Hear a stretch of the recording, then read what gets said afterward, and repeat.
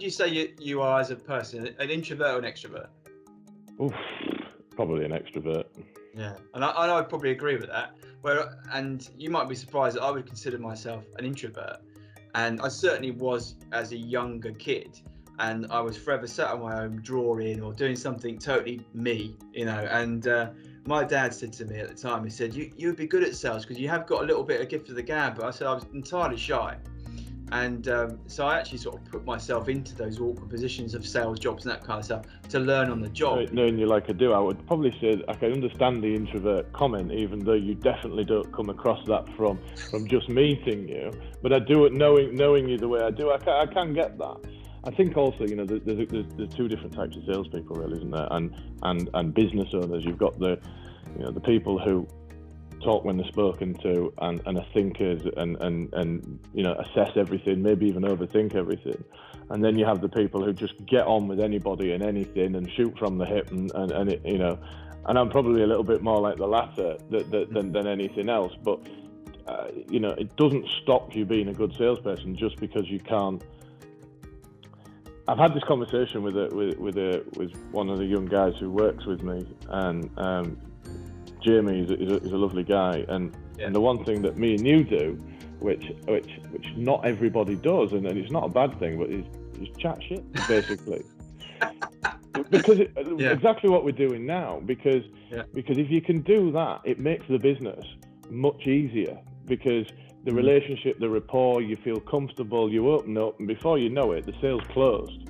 You found something in common, and the sale's done. You've not even spoke about business, and I think that comes from just an ability to. Yeah, exactly. Yeah. It's interesting because you see a lot of things on social media. You know that I'm a right social media queen, and you love it, man. And you see a lot of the sales coaches out there, and I've got a lot of time for sales coaches. Hence, from my background. But it's interesting. There's one guy, I won't name him on here. You know who he is. You know who he is, and he often talks about people don't buy from people, and I think that's totally wrong. I think people do buy from people. As simple as that.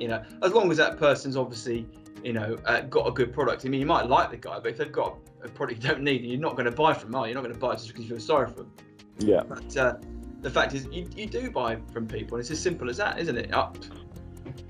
Rob, I 100% agree with you, and I think it takes us back into sort of the COVID scenario. I found COVID exceptionally hard because, sitting across from some, the buy-in signals and stuff you don't realise that you even do. Yeah. It's impossible, and meetings are shorter. The rapport is less because generally meetings an hour. Some of these Zoom meetings are 15 minutes because it's very much you try and have a bit of a conversation. It's business and it's done because there is no personal touch almost, and telephone calls are even worse. And I think as soon as we can get out there and mix properly. And on the flip side, it's been good in other ways because it's, there's a lot less wasting time. So, a potential customer may say, "Can you come and see me?" Well, that's a 3-hour drive away. Of course I will. You go and see them, and actually, it turns out they're just kicking the tires, and they're not really that interested. And actually, an initial Zoom would have sniffed that one out, and you would have, not wasted all that time.